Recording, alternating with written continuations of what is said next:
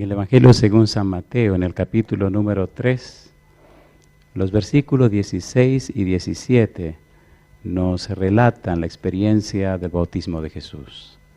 San Mateo capítulo 3, versículo 16, dice lo siguiente: Y Jesús, después que fue bautizado, subió luego del agua.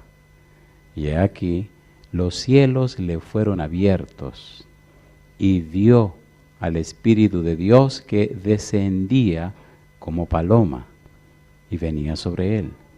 Y hubo una voz de los cielos que decía: Este es mi Hijo amado, en quien tengo complacencia. ¿Qué les parece si oramos?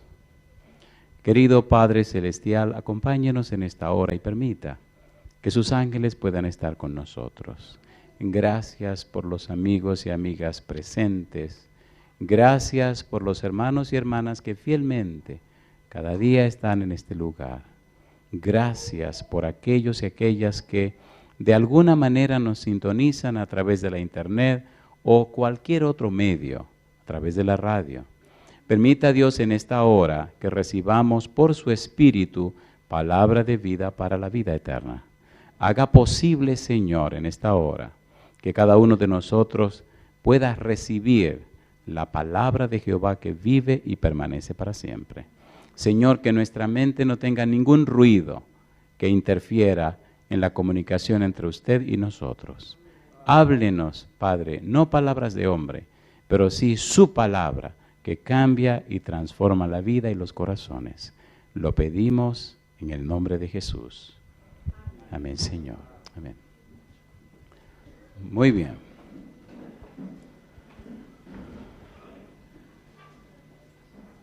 Cuando llega el miércoles, hay una sensación en mi corazón de alegría porque pronto estaré en mi casa. Después del miércoles viene el jueves, el viernes, el sábado y el domingo siempre. Algunos lugares, hay lugares bien muy hermosos que visitamos, me dicen váyase el lunes o el martes. Siempre me voy el domingo. Termino todo y el domingo me voy a mi casa. Hay un anhelo de llegar a la casa. Pero hay una cosa curiosa que me ocurre y es que siento como cierta pena porque me tengo que ir. Así que tengo un problema de pena y alegría. Pena porque me voy, alegría porque me tengo que ir. Así que dividan eso y a ver qué les da. A mí me da casa, familia, mi hogar, mi esposa, mis hijos. Pero sí les agradezco el que nos hayan acompañado durante esta semana. No solo a ustedes, sino a todos aquellos que en algún lugar del mundo nos siguen. Hace unos días alguien escribió desde Alemania diciendo que estaba en un pueblecito por allá, por el fin del mundo, y estaba siguiendo la programación. Y así hay muchos lugares donde la gente sigue la programación. Algunos no saben el nombre del predicador, pero hay una clave que sí saben. No lo voy a decir. El famoso sí o no. Cuando uno llega a un país nuevo, tiene que cambiar muchas cosas, ¿sí o no? Cuando usted viaja, por ejemplo, y es donde quiero llegar, como uno se resiste al cambio, cierta vez llegué a un lugar, a una isla, donde las cosas eran al revés. Cuando llegué al aeropuerto, me preguntaron, ¿usted tiene algo que declarar? Y yo no entendí la pregunta y le dije que no. Así que pasé. Qué sorpresa la mía cuando llegué al hotel y me preguntó el pastor, ¿y usted no declaró esto? No. Y no le preguntaron si tenía algo que declarar. Digo, sí me preguntaron. ¿Y qué usted le dijo? Que no. Yo no entendí la pregunta, por tanto pasé con lo que llevaba, sin saber que me estaba metiendo en problemas. En la isla todo funcionaba diferente a como yo había visto en mi vida. Ciertas cosas son de una manera, pero en ese lugar la hacían de otra forma. Pasé un poco de trabajo para adaptarme, pero tenía que pasar en aquel lugar 29 noches, 29 días. Los carros corrían al revés, así que yo traía la cabeza al revés. Y decía, aquí se va a matar todo el mundo, porque los carros deben correr, los de la derecha por la derecha y los de la izquierda por la izquierda. Pero allí las cosas caminaban de otra manera. Y yo me decía, ¿por qué no chocan? Y es que ellos están adaptados de esa forma. En la vida espiritual ocurre lo mismo. Por eso es tan importante entender lo que vamos a trabajar ahora. La teología del Cordero tiene que ver con lo que Dios ha hecho en nuestro favor. Hoy debemos hablar de algo tan maravilloso que sale de la boca de Dios. Éxodo capítulo 25. Vamos rapidito. Éxodo capítulo 25, versículos 8 y 9. Vamos al siguiente tema. Ya vimos con Abraham la teología del Cordero en Abraham. Ahora vamos a ver la teología del Cordero en el santuario, en el tabernáculo. Nada más y nada menos que hecho a la imagen y semejanza de uno que había en el cielo, o que hay en el cielo. Éxodo capítulo 25, versículo 8 y versículo 9. Dice la Biblia: y harán un santuario para mí y habitaré en medio de ellos conforme a todo lo que yo te muestre. El diseño del tabernáculo y el diseño de todos sus utensilios, así lo haréis.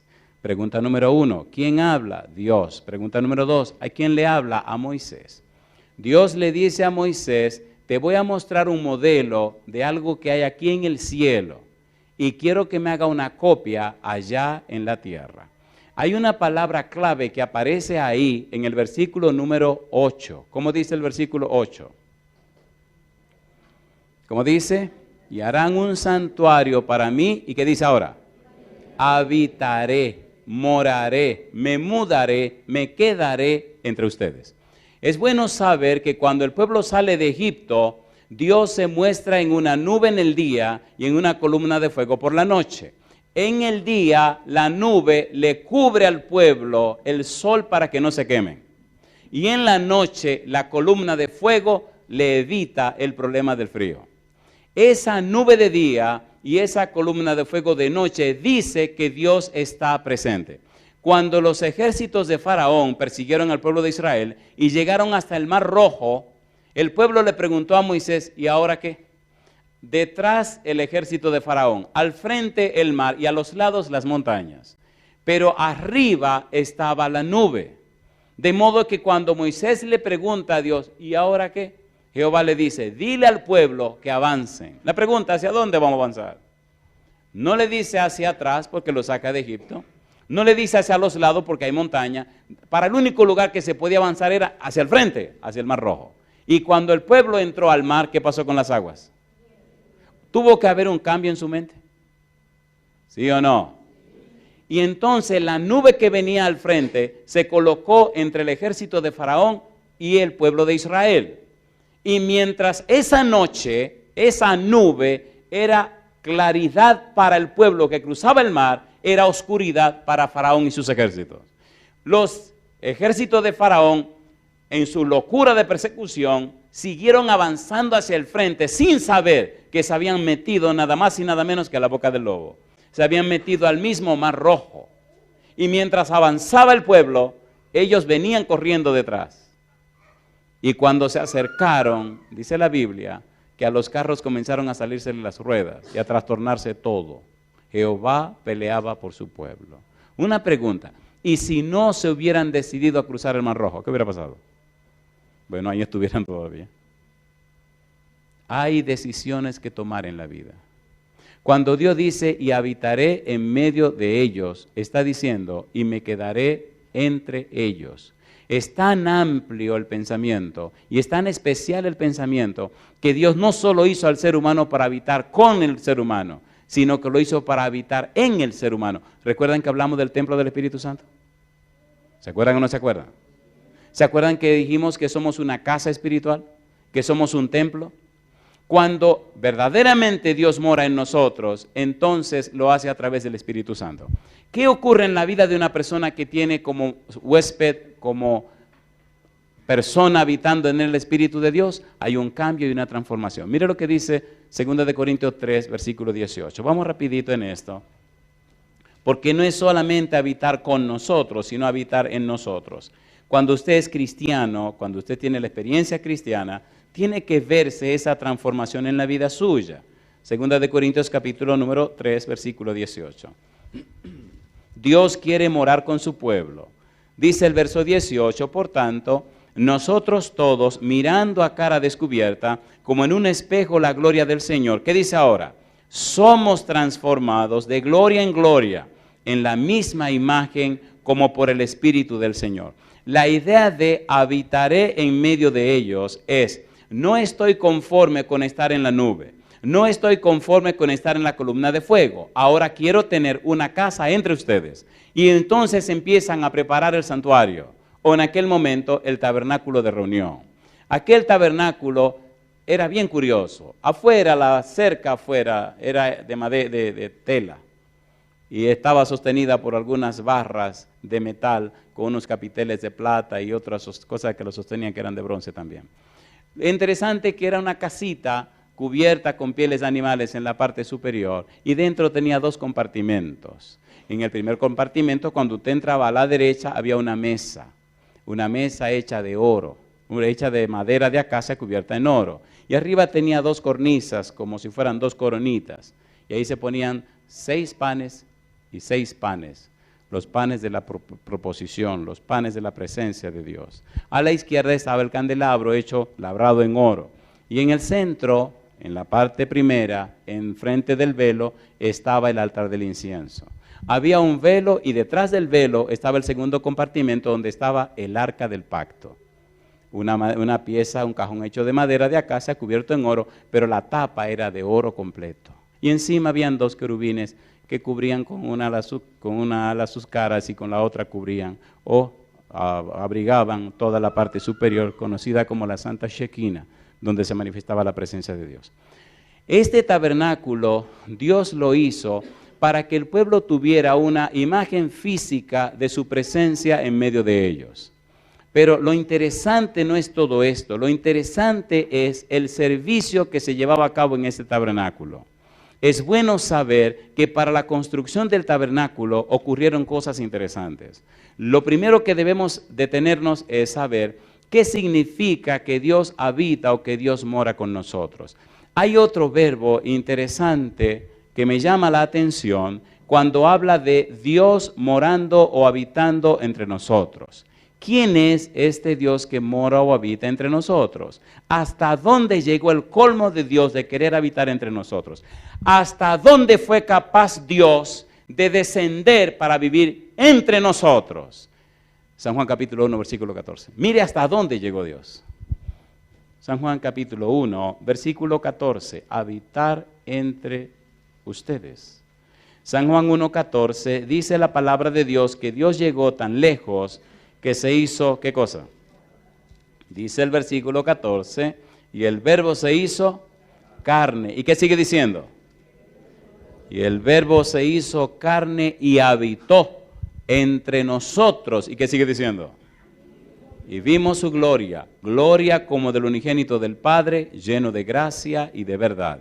Dios llegó al colmo de hacerse hombre para habitar. Katoikeo es el verbo que utilizó San Juan y significa vino para hacer morada permanente entre nosotros. Vino para quedarse con nosotros. Vino para tomar nuestra naturaleza para siempre. Vino para morar en nuestro medio. Y yo le hago una pregunta. ¿Cómo es el Dios que usted cree? Lamentablemente, nosotros los seres humanos sufrimos de antropomorfismo. Le damos forma humana a todo lo que conocemos y si no tiene forma humana no lo aceptamos. ¡Qué barbaridad! Dios se hizo carne, Dios se hizo hombre y Dios vino a morar entre nosotros. Es lindo saber que, número 1, la creación, la naturaleza, nos habla de Dios, pero es una declaración de Dios imperfecta. La Biblia nos habla de Dios, pero es un libro. Pero Cristo nos muestra a Dios y Cristo es divino como el Padre. La mejor manifestación de Dios es Cristo Jesús. ¿Sí o no? Por eso no se concibe que personas se llamen cristianos y sean tan distintos a Cristo. ¡Qué barbaridad! ¿Sí o no? Oigan, esta noche debemos decir cosas que le duelen, cosas calientes, ¿le parece bien? Sí, porque si uno no calienta la cosa, esto como que se mueve muerto. ¿Verdad que mucha gente dice creo y su vida dice otra cosa? Cuando Cristo vino a morar entre los seres humanos, vino a dar a conocer a Dios. De hecho, capítulo 14, San Juan, miren lo que le preguntaron a Jesús o lo que le pidieron. San Juan capítulo 14, Cristo está diciendo que se va. Versículo 1, no se turbe vuestro corazón, ¿creéis en Dios? cree también en mí. En la casa de mi Padre muchas moradas hay, de otra manera os lo hubiera dicho. Voy pues a preparar lugar para vosotros, dice él, y si me fuere y os aparejare el lugar, vendré otra vez, y os tomaré a mí mismo, para que donde yo estoy, ustedes también estén. Pero ahora viene algo interesante. Versículo número 6. Dice el 5, le dijo Tomás, Señor, no sabemos a dónde vas. ¿Cómo pues podemos saber el camino? Jesús le dijo, ¿qué cosa? Yo soy el camino y la verdad y la vida. Nadie viene al Padre sino por mí. Si me conocieseis, ¿qué dice ahora? También a mi Padre conoceríais, y desde ahora le conocéis. ¿Y qué más dice? Y le habéis visto. ¿A quién estaban mirando? A Jesús. Por eso se hace tan interesante entender esto del Cordero, porque, queridos, cristianismo es una persona. Se llama Cristo. Salvación es una persona. Se llama Cristo. Si ustedes me conocieran a mí, conocerían a mi Padre. Y desde ahora, ustedes la han visto. Y ahora viene lo que dice Felipe. ¿Qué dice Felipe?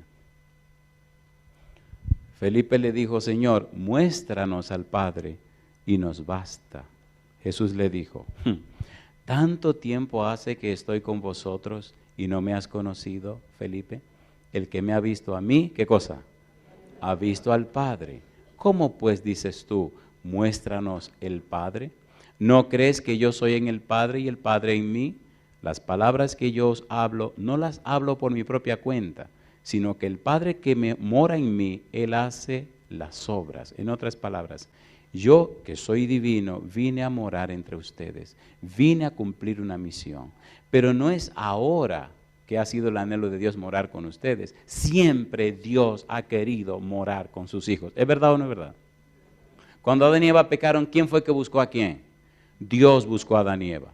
Cuando saca al pueblo de Israel de Egipto, Dios le dice, hagan un tabernáculo para yo morar ahí. Sin embargo, antes de hacer el tabernáculo, de día estaba en la nube y de noche estaba en la columna de fuego. Dios siempre quiso estar entre su pueblo. Más adelante, mire hasta dónde llega esto. Efesios capítulo 3. Mire hasta dónde llega el empeño de Dios en morar con nosotros. Efesios 3:17. No solamente morar con nosotros, sino morar en nosotros. Y aquí viene la grandeza, la belleza y lo increíble de todo esto. Efesios 3:17, dice el verso 17, para que habite Cristo por la fe, ¿cómo dice? En vuestros corazones, a fin de que, arraigados y cimentados en amor, habite Cristo por la fe en vuestros cardías, en vuestras mentes. Habitar, hacer morada permanente. ¿Qué pasaría con una persona donde Cristo haga morada permanente en su mente? ¿Sería una persona distinta? ¿Cómo era Pedro antes de ser convertido? ¿Cómo era Pedro? Iracundo, ¿qué más? Explosivo, ¿qué más? ¿Y qué pasó con Pedro después que fue lleno del Espíritu Santo? Una vida cambiada. ¿Qué pasó con Pablo antes de conocer a Cristo? Perseguía a la iglesia, acarcelaba a los cristianos, los metía en la cárcel, los mandaba a matar. ¿Qué pasó cuando se encontró con Cristo? ¿Hubo un cambio o no hubo un cambio? Queridos, el punto está, ¿quién mora en tu mente? ¿Quién reposa dentro de ti? Es bueno ser religioso, pero es maravilloso ser un discípulo de Jesús. El discípulo significa un aprendiz. Discípulo significa alguien que está en un proceso de crecimiento y aprendizaje con un maestro. Un cristiano es un pequeño Cristo, una persona que se parece a Cristo, una persona que refleja a Cristo. En la necesidad del mundo de hoy no es más personas religiosas. El mundo de hoy necesita más personas que reflejen a Cristo, más personas llenas de Cristo, más personas llenas del Espíritu de Cristo. ¿Es así o no es así? La gente quiere creer, pero lamentablemente el enemigo se ha encargado de llenar muchas iglesias con muchas cizañas. ¿Sí o no? ¿Sí o no? Y la cizaña es muy activa, porque tiene mucho trabajo que hacer. Impedir que las ovejas del Señor vengan al rebaño y hacer que las que están dentro se vayan para afuera. ¡Qué barbaridad! Tenemos que estar claros y conscientes qué es lo que nosotros somos. O somos trigo o somos cizaña. O habita Cristo en nosotros o habita otro. En el tabernáculo el empeño de Dios era decir, yo quiero morar con mi pueblo, yo quiero morar con mis hijos. Cuando hubo que hacer el tabernáculo de reunión, cuando hubo que hacer aquel santuario, cuando hubo que hacer aquella tienda de campaña, Dios dijo, miren, vamos a construir esto, pero vamos a hacerlo de la siguiente manera. Yo quiero estar con ustedes. Éxodo capítulo 29, mire lo que dice Dios. Éxodo capítulo 29, el empeño de morar, pero ¿cómo lo vamos a construir? Éxodo capítulo 29, dice la palabra de Dios, versículos 45 y 46. Éxodo 29, 45 y 46. Dice el 45, y habitaré entre los hijos de Israel y seré su Dios.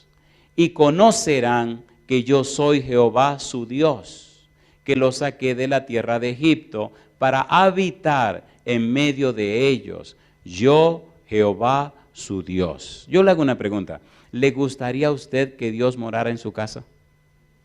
¿Usted está seguro? Hago la pregunta de nuevo. ¿Le gustaría a usted que Dios morara en su casa? ¿En qué lugar de su casa? La Biblia dice que Dios quiere morar con nosotros. Y la Biblia dice que Cristo quiere morar en nosotros. Todas las casas tienen habitaciones. Bueno, por lo menos así debe ser. Ahora, ¿cuál es la habitación de su casa donde usted le diría a Cristo que no entre?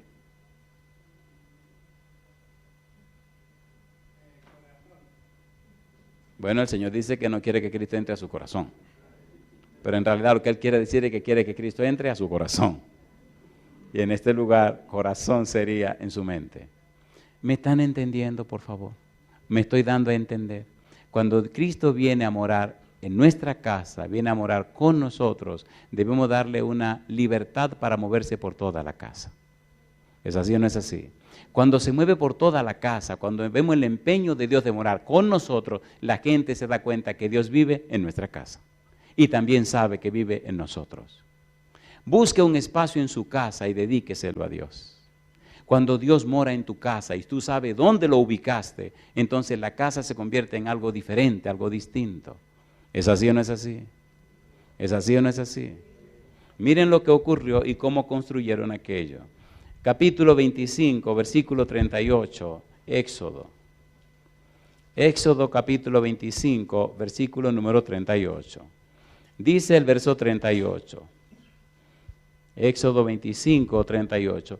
Allí comienza Dios, se comienza a describir todo lo que había que hacer en el santuario, 38, 39, pero en el 36, capítulo 36, versículo número 6, comienzan otros detalles que rápidamente debemos ver. Capítulo 36, versículo número 6. Éxodo 36, 6, ¿cómo dice? Entonces Moisés mandó pregonar por el campamento diciendo, ningún hombre ni mujer, ¿qué cosa? Haga más para la ofrenda del santuario, así se le impidió al pueblo ofrecer más. Todos los capítulos anteriores trajeron tantas ofrendas para el santuario que Moisés dijo, ya no traiga más, ya con lo que dieron es suficiente. ¿Por qué la gente apoyó la construcción del santuario? Porque era para la morada de Dios. Levantado y comenzando a trabajar en el santuario, la gente tenía una imagen en su mente del lugar donde Dios habitaría. Cuando en tu casa tú separas o apartas un lugar para la morada de Dios, tus hijos comienzan a tener en su mente una idea física del lugar o espacio donde Dios está morando en la casa. Los antiguos paganos utilizaban la palabra lar o laris para definir lo que era un hogar. El lar o laris era el espacio de la casa donde se colocaban las estatuillas de los dioses paganos. Con el tiempo tomaron el lar o laris o altar y empezaron a distribuir estatuillas paganas por toda la casa. La palabra hogar, que viene del término antiguo lar o laris, entonces se difundió por toda la casa y a la casa donde vive la familia le llamaron hogar. Pero hogar no era para definir la presencia de papá, mamá y los hijos.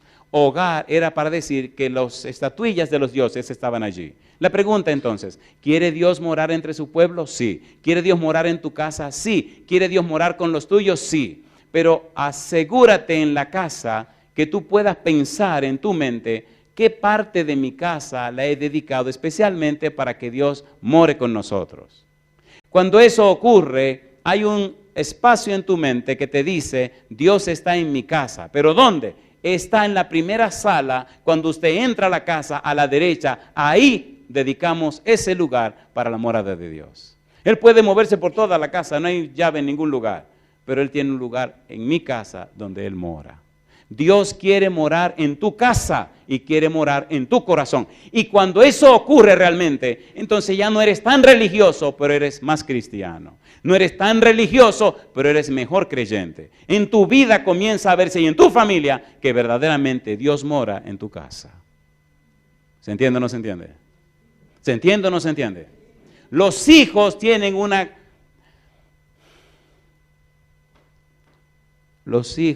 un concepto distinto, un concepto nuevo, hermoso, tierno, de que Dios mora en la casa. Y usted también se frena de darle rienda suelta a sus impresiones y emociones, porque Dios mora en la casa. En la mañana temprano, cuando me levanto, bien temprano, y salgo de mi habitación, y voy para mi oficina, siempre tengo que pasar por la sala donde mora el don.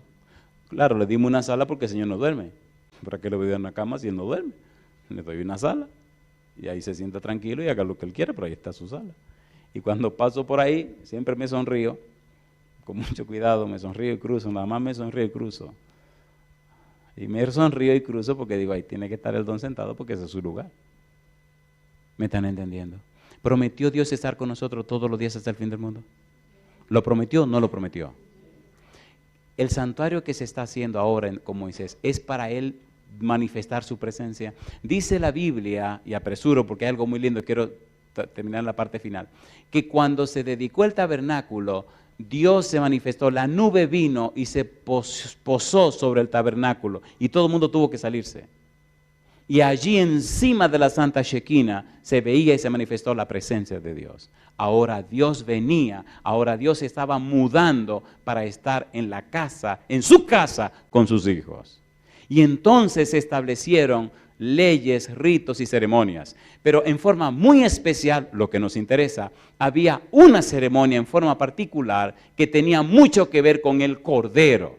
Recuerde que andamos buscando el Cordero. Había una ceremonia que se celebraba todos los días a las 9 de la mañana y a las 3 de la tarde. Le llamaban sacrificio continuo. Un sacrificio de un cordero en la mañana a las 9 y otro sacrificio de otro cordero en la tarde a las 3.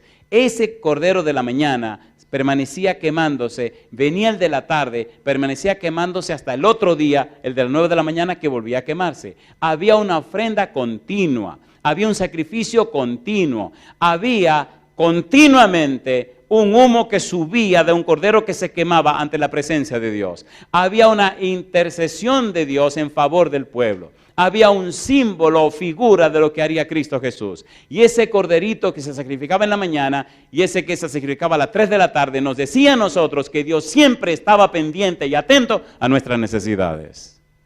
¿Tiene sentido o no tiene sentido? Dios buscando en cada momento, en cada espacio, en cada tiempo, en cada época, enseñar y decirle al pueblo, yo estoy pendiente, yo estoy consciente de las necesidades que tienen y en todas las épocas les estoy diciendo, recuerden el Cordero que quita el pecado del mundo. Éxodo capítulo número 30. Éxodo capítulo número 30. Mire lo que dice el versículo, Éxodo capítulo 30, versículo 38.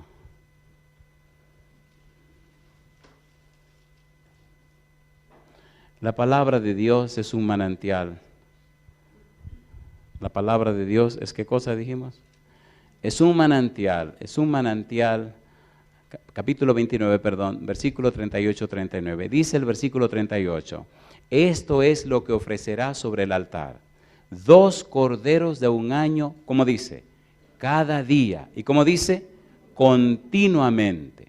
Ofrecerás uno de los corderos por la mañana. ¿Y qué dice? Y el otro cordero ofrecerás a la caída de la tarde. Esos 2 corderos, ¿a quién representaban? A Cristo Jesús. ¿Qué anunciaban? El Cordero de Dios que quita el pecado del mundo. Cuando Cristo vino a la tierra, y murió en la cruz. ¿Qué pasó con esos sacrificios? San Mateo capítulo 27. Veamos qué dice Mateo 27, versículos 50 a 51. Vamos rapidito, por favor. Mateo capítulo 27, versículos 50 y 51. ¿Qué pasó cuando Cristo muere en la cruz? Dice Mateo 27, versículo 50. Mas Jesús, ¿qué cosa? Habiendo otra vez clamado a gran voz, entregó el Espíritu.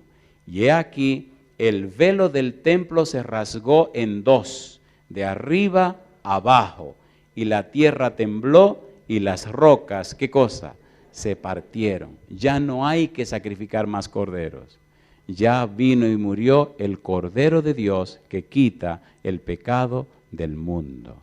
Cuando Cristo viene y muere en la cruz, se consuma lo que estaba ocurriendo en el antiguo tabernáculo y también en el santuario que levantó Salomón y más tarde que restauró Esdras y Nehemías. Todo el sacrificio del tabernáculo, toda la ceremonia del Cordero, del continuo sacrificio, mañana y tarde, anunciaban el Cordero de Dios que vendría. Al morir en la cruz, ese Cordero canceló, anuló y acabó con aquella celebración del Cordero de mañana y de tarde. Ahora entonces, el Señor Jesús, el Cordero de Dios, que murió aquí en la tierra, ahora intercede en nuestro favor. ¿Dónde? En el santuario celestial. Recuerde que el santuario que se hizo en la tierra era una copia de aquel santuario que Dios le mostró a Moisés. ¿Sí o no? Ahora entonces Cristo ministra ¿dónde? En el santuario celestial. Hebreos capítulo 8, versículo 1 y versículo número 2. Hebreos 8, 1 y 2. Pastor, ¿por qué nos está hablando de estas cosas? Te estoy hablando de estas cosas porque si Dios las mostró, algún sentido tiene. Versículo 1. Ahora bien, el punto principal de lo que venimos diciendo es que tenemos tal sumo sacerdote, el cual se sentó a la diestra del trono de la majestad en los cielos, ministro del santuario y de aquel verdadero tabernáculo que levantó el Señor y no el hombre. Ahora Cristo intercede por nosotros en la presencia de Dios en el santuario celestial. Ahora Cristo es el sumo sacerdote allá arriba en el santuario celestial. ¿Y esto de qué me ayuda a mí? ¿En qué me beneficia? Cuando Jesucristo mora en ti, cuando tú te entregas a Jesús, cuando abres la puerta de tu corazón a Jesús, cuando le das derecho legal a Jesús, cuando eres propiedad de Jesús, entonces ocurre algo maravilloso. Hay una persona sentada a la diestra de Dios a quien puedes clamar en todo momento. Capítulo número 4, Hebreos capítulo 4. Mire cómo lo dice el apóstol, como lo dice el autor de Hebreos. Hebreos capítulo 4, versículo número 14. Por tanto, teniendo un gran sumo sacerdote que traspasó los cielos, Jesús el Hijo de Dios, retengamos nuestra profesión, porque no tenemos un sumo sacerdote que no pueda compadecerse de nuestras debilidades, sino uno que fue tentado en todo según nuestra semejanza, pero sin pecado. ¿Y qué dice ahora? Acerquémonos pues confiadamente al trono de la gracia para alcanzar misericordia y hallar gracia para el oportuno socorro. ¿Tiene sentido o no tiene sentido? ¿Tiene sentido o no tiene sentido? ¿Está Dios interesado en nuestras necesidades, sí o no? La vida cristiana es una experiencia con una persona. La persona se llama Dios. La vida cristiana no es solamente la consecución de el conocimiento o la llenarse de información o de datos. No. La vida cristiana es más que eso. La vida cristiana es diariamente relacionarse con un ser divino llamado Dios, relacionarse con un ser divino llamado Cristo Jesús, estar lleno de una persona divina llamada Espíritu Santo. Cuando usted tiene esa experiencia, en la vida suya ocurren cosas que no se pueden explicar. Era el día de su graduación. Estaban todos aquellos jovencitos graduándose de la high school, del cuarto, del nivel número 12. Terminó la fiesta, terminó toda la algarabía, y entonces uno de los jovencitos y 4 más de ellos tomaron una camioneta. Camioneta se entiende, ¿verdad? de esa de doble cabina.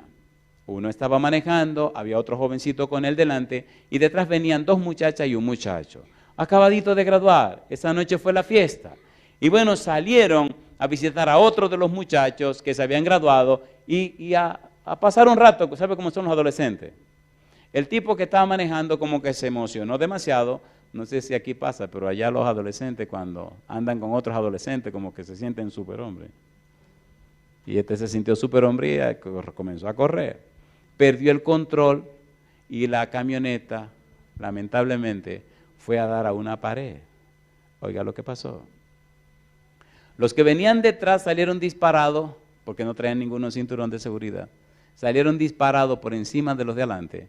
La primera que se disparó fue la muchachita que venía en el medio, en la parte de atrás. Con la cabeza rompió el cristal y fue a dar con la pared. Y ahí mismo quedó muerta instantáneamente. La otra venía detrás y fue a parar allá afuera también. El que venía de este lado salió disparado, pero con la cabeza le dio a la cabeza del que estaba delante. Así que ese pasó por encima del otro y el de enfrente le dieron con la cabeza al que venía detrás y su cabeza chocó con el tablero de enfrente. Allí quedó el cuadro. Curiosamente, al único que no le pasó nada fue al chofer. Vino la ambulancia, vino todo, recogieron a todo el mundo, salieron corriendo para el hospital. 2 de los muchachitos murieron inmediatamente. Una de las de atrás empezó a estar en un estado peligroso y el muchachito de enfrente, a la derecha, estaba en coma. Cuando le hicieron algunos encefalogramas, se dieron cuenta que el cerebro estaba raro y empezaron a poner medicamentos para evitar alguna situación que no pudieran resolver. Me llama una amiga y me dice, pastor, tengo una amiga aquí en la ciudad tal, y entonces anoche su hijo tuvo un accidente así con otros jóvenes y lo tienen en el hospital de Harlingen. ¿Usted podría venir conmigo para que oráramos con ella por su hijo? Sí, claro que sí, ¿cómo no? Salí corriendo para la ciudad, llegamos al hospital y allí encontramos a la mamá, a una hermana del muchachito y al esposo de la señora que no era el papá del jovencito.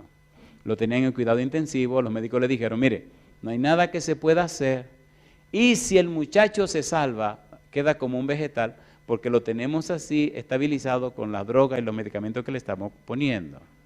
Solo un milagro de Dios lo puede ayudar. Llegamos, me presentaron a la mamá, hablé con la mamá y le pregunté si ella creía en lo que Dios era capaz de hacer, si creía que Dios podía hacer maravillas. Y entonces me dijo que sí. Le pregunté, ¿cómo es su relación con Dios? Y bajó la cabeza. Parece que no había ninguna relación con Dios. Entonces le dije, yo tengo una buena noticia para usted. Tenemos un Dios que es clemente, misericordioso y piadoso. Dios no te anda sacando a ti cuentas. Dios perdona al pecador. ¿Es así o no es así? Allí nos sentamos un ratito, hablamos con la señora y entonces le dije, mire, Dios tiene poder para levantar al muchacho o tiene poder para hacer lo que Él quiera. Si el muchacho se despierta y aparece como Dios manda, ¿usted se compromete delante de Dios a ir junto con Él y presentarse ante el Señor y arreglar su vida con Dios? Y ella empezó a llorar y me dijo que sí. Oramos con la señora, entramos a cuidado intensivo, nos dieron el permiso y le pedí que me dejaran solo con el muchacho. El muchacho estaba allí boca arriba con muchísimos aparatos, pero solamente. Yo le hago una pregunta. ¿Las promesas de Dios son fieles y verdaderas? ¿Son fieles y verdaderas? ¿No le parece a ustedes que como cristianos que nos llamamos, deberíamos estar más comprometidos con Dios para que nuestra vida sea una bendición para el que la necesite? No sabemos en qué momento viene la crisis, pero qué lindo es estar ok con Dios para ayudar al que lo necesita. Me arrodillé delante de la cama, me presenté delante de Dios y le dije a Dios, Señor, aquí estamos. Usted sabe que yo no soy nadie, no tengo ningún poder ni nada. Estoy aquí porque me lo pidieron. Este muchacho adolescente, Señor, empezando a vivir, qué maravilloso sería que este muchacho se levantara de la cama, que tuviera una segunda oportunidad, que pudiera ir a la universidad y estudiar, y que se anunciara por todas partes que usted lo levantó de una situación imposible. Ahí seguí hablando a Dios, porque uno como que a veces quiere darle la mente al Señor y darle ciertos consejitos a Dios, pero seamos honestos, cuando esas cosas ocurren, ¿hay gente que cree o no hay gente que cree? Se le hace más fácil a la gente creer. Terminé de orar, me levanté, tomé mi aceite, apliqué al muchacho el aceite, salí de allí, salí lloroso porque yo tengo hijos adolescentes también. ¿Se imagina que hubiera sido un hijo mío? ¿Cuántos tienen su mamá viva? ¿Y cuántos tienen su mamá que ya falleció? Estamos casi igual. ¿Verdad que se siente cuando la mamá se muere? ¿Se siente o no se siente? Sin embargo, los que mueren en Cristo no morirán para siempre. Y los muertos en Cristo resucitarán primero. Cada día yo recuerdo el deceso, la muerte de mi mamá. Y recuerdo cómo hice su funeral. Pero recuerdo que murió en las manos de Cristo Jesús. Y cuando Él venga por segunda vez, la voy a ver levantarse. Aquí hablé con este muchacho, le dije a Dios, su mamá ha prometido buscarle a usted si el muchacho se levanta. Terminé, me levanté, me fui, me tenía que ir a Puerto Rico a una semana a predicar y a los 2 días me fui para Puerto Rico. Allá me llama la amiga, unos 4 o 5 días después, me llama y me dice, usted no lo va a creer. Digo, bueno, pero dígamelo. Me dice, usted puede creer que 2 días después de la unción, el muchacho abrió los ojos. Y cuando la mamá ve que abre los ojos y la mira, el médico le había dicho, él no va a conocer a nadie, porque tiene el cerebro demasiado maltratado. Él abre los ojos y mira, y la mamá lo mira. Y él intenta decir algo, pero tiene la boca llena de cosas. Vienen y le quitan unas cuantas cosas, y él le dice a la mamá, mamá, y le dice ella, dime mi hijo, tengo hambre. Cosa chula, mamacita linda. ¿Tú tienes hambre, mi hijo? Uh-huh. ¿Y dónde estamos? Al final de la semana le dieron de alta. 3, 4 semanas más tarde comenzó a ir a la universidad. Y el muchacho ya terminó su carrera. Y como dicen los dominicanos, anda por ahí vivito y coleando. ¿Tiene Dios poder? ¿Verdad que vale la pena que Dios more en tu casa? ¿Sí o no? Pero ¿verdad que vale la pena que Dios more en tu vida? Yo no le estoy hablando a ustedes de un concepto, ni le estoy hablando a ustedes de una información, no, yo le estoy hablando a ustedes de una persona que se llama Dios. Era un mes de mayo en mi país, en mayo llueve mucho en mi país, principalmente en la zona de la Universidad Adventista Dominicana. Estaba recién casado con mi bebé apenas de meses. Un bebé, ¿han visto el muñequito de una llanta que venden por ahí que tienen, no digo el nombre de la llanta para no promoverla? Así era este chiquito de la casa. Era gordito, fuerte, pero una cosa rica. Y una madrugada comienza a quejarse en su cuna. En casa había una ley, lamentablemente impuse yo la ley, que mi esposa atendía el bebé de día y yo lo atendía de noche. Oiga, después tuve que hacerme el valiente, porque a cualquiera se le va el santo al cielo. Cuando empezaban a llorar, era yo que me levantaba y los dormía hasta que se dormían. Y había noches que lo que querían era jugar. Prepárese, amigo mío. Hay noches que ellos no quieren dormir, lo que quieren es jugar. Y usted, ¿sabe? Un secretito, no se lo digan a nadie. Cuando el chico ese no se quería dormir, yo lo miraba, bebé, y me miraba, y le soplaba los ojos, compa, y al rato le daba sueño. Una noche me asusté porque le soplé los ojos y como que se confundió con la respiración. Digo, ay, mamacita linda. Entonces después cogió el ritmo otra vez. Pero esa noche voy a la cuna. Le estoy hablando a ustedes de hechos reales, porque yo no quiero presentarle un concepto. Tenemos un Dios que es real, que está vivo, pero la gente no creerá si usted no lo vive. Lo que usted vive no se lo pueden contradecir. Los argumentos se lo pueden contradecir, pero lo que usted ha vivido, ¿cómo se lo pueden contradecir? Y voy a la cuna y está el chiquito, y cuando ve a papi, se sonríe, pero está rojito de fiebre. Y cuando lo agarro y lo levanto, está que quema. Digo, oh, mi negro lindo, tú te estás quemando en fiebre. ¿Y qué fue lo que hiciste? Creo que va a ser un bebé de 9 meses. Y lo pongo entonces rapidito en una cama que había en su habitación. Le pongo una almohada a cada lado, salgo corriendo, en ese tiempo se usaban los pañales, no sé si conocen los pañales. Y voy y lo mojo en agua fría y vengo corriendo, le pongo uno en el vientre y uno en la cabecita, en la frentecita. Y empiezo a mirar a mi negro y empiezo a decirle, Dios mío, por favor. Y afuera cayendo agua, pero en cantidad. Yo no tenía carro, ni siquiera tenía bicicleta, estaba recién graduado. Y no, ¿qué iba a tener? Y el chiquito me miraba y quería sonreírse, pero se sentía mal. Y salía corriendo otra vez, mojaba otra vez y volvía. Y así me pasé como 3 horas. Digo, bueno, las mamás a veces tienen un secreto que uno no tiene. Así que fui y pedí ayuda, compadre. Fui a la habitación y le dije, mi negra, el chiquito tiene una fiebre y no se le quita. Ah, sí. Y esa de una vez se tira y sale corriendo y va. Y mire, me dice, ¿le diste Winazol? Yo no le he dado nada, yo le estoy bajando la fiebre. Y viene y le da unas gotitas. ¿Y qué va? Y viene y no funciona nada, compadre. Y el chiquito con la fiebre se le bajaba un poquito con los paños y ya. Y el aguacero allá afuera, porque no hay manera de sacarlo al agua, si lo saco al agua se me muere. Y entonces llegamos al momento crítico. Entonces le dije, ok, ve, acuéstate. Imagínense decirle a una mamá que se vaya a acostar con el bebecito en esa situación. Y me mira ella con cara como, ¿y qué es lo que tú me estás diciendo? ¿Cómo que me acuesto? Le dije, mi negra, ve, acuéstate. Ella me conoce bien. Dice, te voy a esperar sentada en la cama. Yo, sí, pero vete. Y se fue. Cerré la puerta de la habitación, le quité los pañales al chiquito de la frente y del vientre. Me arrodillé delante de la cama, lo miré, me miró, se quiso sonreír. Me arrodillé y le puse la mano a mi bebé. Y le dije, mira Dios, mañana yo tengo que ir a trabajar a la universidad. Casi no estoy durmiendo todos estos días porque estoy teniendo el cabezón que cuando era una cosa es la otra. Pero esta noche yo no me siento bien. Yo no tengo un carro para salir corriendo al hospital. Hemos hecho todo lo que podemos hacer. Ya no hay nada más que podamos hacer. Hicimos lo que podíamos hacer. He estado orando, pero de una manera deportiva. Señor, pásale la mano al bebé, Señor, pero ahora no es deportiva, Señor, ahora es en serio. Por favor, Señor, le ruego, por favor, que usted le quite la fiebre a este muchacho. Cuando yo me levante, que el bebé esté dormido, sin fiebre, para acostarlo al lado de su mamá y que ella pueda dormir también. Yo le dediqué mi vida a usted.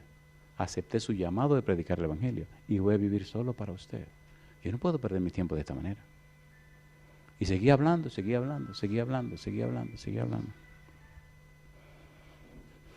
Yo no sé cuánto tiempo oré. Yo solo sé que cuando abrí los ojos, el negrito estaba dormido. Y cuando le puse la mano en la frente y la mano en el vientre, no había fiebre ninguna. Lo tomé, lo cargué, lo abracé, lo apreté fuerte en mi pecho. Y fui al cuarto. ¿Quién estaba sentada en la cama? Me dice ella, ¿y qué pasó? Digo, toma, aquí está el negrito, ya no tiene fiebre. ¿Y qué fue lo que hiciste? Porque gordo, digo, tranquila, ahí no valió Winazol, no valió supositorio, no valió nada. Digo, pero el Señor le quitó la fiebre. Yo le pregunto a usted, ¿cómo es el Dios que usted cree? Seamos honestos, ¿verdad que necesitamos conocer a Dios? ¿Cuántos tienen hijos? Pónganse en pie todos los que tienen hijos. Si usted tiene hijo, usted necesita conocer a Dios.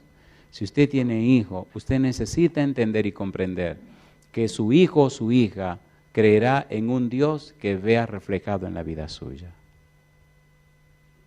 Si usted maltrata a su esposa, el niño tiene un concepto distorsionado de Dios. Señora, si usted es muy peleona y muy embromona, el niño tiene un concepto distorsionado de Dios. En nosotros los padres, los niños ven cuáles son los perfiles del Dios que nosotros le hablamos. La manera como los esposos nos tratamos dice cómo es el Dios que creemos. ¿Necesitamos darle cabida a Dios en nuestro hogar, sí o no? ¿Necesitamos darle cabida a Dios en nuestras vidas, sí o no? Cuando Dios viene a nuestras vidas, hay un cambio real en nosotros que se manifiesta en nuestra manera de vivir.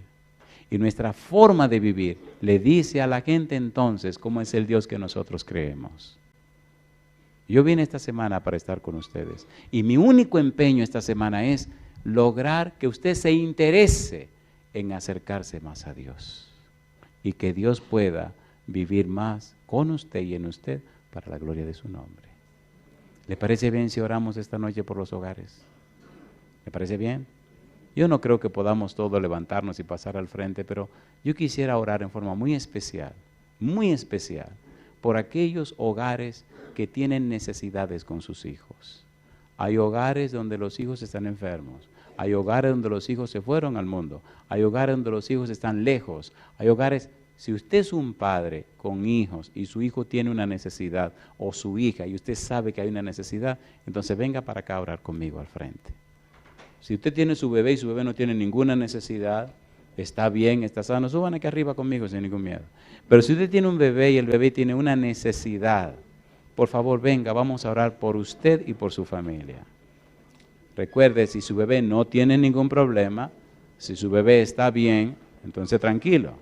Pero si usted sabe que hay una necesidad, sea que tiene problema de vicios, sea que tiene problema, el que sea, vamos a orar especialmente para que Dios pueda morar en usted y en su casa, y entonces el Señor tome el control de la situación. Yo soy padre también y tengo 3 hijos. He vivido momentos bien difíciles con ellos, pero en cada uno de esos momentos Dios estuvo presente. Una vez estaba viajando y llegué a mi casa y encontré que a mi hijo se le había roto un tobillo. Era invierno, donde vivíamos, había hecho una nevada bien fuerte. Y el pobre muchacho, por una semana, por 10 días en el lugar donde estudiaba, se pasó 10 días andando con un bastón, con un tobillo roto en 3 lugares. El pie estaba tan grande que estaba poniendo morado. Cuando yo llegué y vi esa situación, me enojé tanto que me escondí en un cuarto a llorar y a pedirle a Dios que me calmara. Y el Señor me calmó. Tomé a mi muchacho, lo monté en un vehículo y lo llevé corriendo a una clínica. Le tiraron rayos X, le revisaron todo. Lo mandaron de un especialista, un ortopeda, lo llevé inmediatamente y entonces le inyectaron y le pusieron una serie de cosas y le pusieron unas botas que hay. Le enyesaron, le ligaron y le pusieron su bota y todo lo demás. Y yo recuerdo, sentado en el pasillo esperando, cómo las lágrimas corrían por mi cara. Cuánto me dolió que mi muchacho pasara 10 días con un pie roto, cumpliendo con todos sus deberes y con tantos dolores. ¿Se aman los hijos? ¿Se aman o no se aman? Y si usted, que es un ser humano, y yo, que soy un ser humano, amamos tanto a nuestros hijos, ¿cuánto no lo amará Dios a usted? ¿Se entiende lo que queremos decir? ¿Podemos orar ahora? Si usted está en cualquier lugar del mundo y quiere participar con nosotros en esta hora, póngase en pie donde usted esté y posiblemente esté manejando. Entonces, mire, por lo menos ponga atención y vamos a orar. Querido Padre Celestial, agradecemos su empeño, su interés en morar con nosotros. Agradecemos, oh Dios, su palabra. Agradecemos la construcción de aquel santuario, de aquel tabernáculo, copia del santuario celestial. Agradecemos ese interés suyo de habitar entre nosotros. Agradecemos, oh Dios, que usted se hizo hombre para morar entre nosotros. Agradecemos esa decisión maravillosa, Padre, en la persona de Jesús. Agradecemos también el interés de usted de que su Espíritu Santo more no solo con nosotros, sino en nosotros, habiéndonos construido o hecho como templo para el Espíritu Santo. Ahora, Dios, como ministro del Evangelio, colocamos en sus manos a cada padre y madre que ha pasado al frente. Lo han hecho porque alguna necesidad tienen sus hijos. Puede ser una necesidad física, puede ser mental, puede ser una necesidad social, espiritual. Señor, puede ser una necesidad emocional. Cualquiera sea, usted es el Dios Todopoderoso. Para usted nada es imposible. Usted nos dio a Cristo Jesús y cargó en Él el pecado de todos nosotros. Cargó en Él todas nuestras enfermedades y miserias. Cargó en Él todo lo malo que nos pueda pasar. Por eso ahora, Dios eterno, como ministro de su palabra le ruego, tome en sus manos cada uno de estos casos y conforme al derecho legal de los padres, envíe su espíritu a cada hijo. No importa la distancia donde estén, no importa el lugar que se encuentren, los padres le piden a usted, oh Dios, que intervenga en esta situación. Acompáñeles, Señor. Envíe ángeles poderosos para que los rescaten de las fuerzas del enemigo. Envíe, oh Dios, su Santo Espíritu para que lleve sanación, curación a los enfermos. Envíe, oh Dios, su presencia bendita a cada uno de ellos, donde quiera que estén. Y que estos padres y madres hoy decidan consagrarse a usted, serle fieles y vivir para la gloria de su nombre. Oramos también, Señor, por aquellos padres y madres presentes, que sus hijos no tienen ninguna necesidad, que están creciendo y desarrollándose como usted manda. A esos padres también, Padre, colocados en pie, le ruego, únjalo con el Espíritu Santo, para que ellos sean un ejemplo y un modelo para sus niños. Y al crecer aquellos lo hagan en la manera sana como debe ser, con padres que alaban y glorifican su nombre. Y ahora, Dios, pedimos su bendición por todos aquellos y aquellas que nos siguen en cualquier lugar del mundo. Que ellos también le conozcan, que ellos también se entreguen a usted, que ellos también tengan sus nombres en el libro de la vida antes que sea tarde. A todos, Señor, les entregamos y dejamos bajo sus alas. Y lo hacemos en el nombre santo de Jesús. Amén, Señor.